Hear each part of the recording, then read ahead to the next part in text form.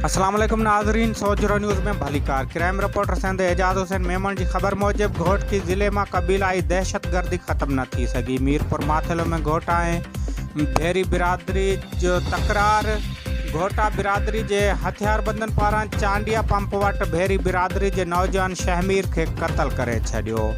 वाक़ो पुरानी दुश्मनी तां पेश आयो है, जॾहिं त पुलिस वाक़े वारे हंध पहुंची लाश सिविल अस्पताल मुंतकिल करे छड़ियो है। सिविल अस्पताल की मार्चरी की चाबी न मिलण करे लाश हेठ ज़मीन ते पयल रहो। इंतजामिया पारां मार्चरी जो तालो सिरोटन से खोलियो वियो।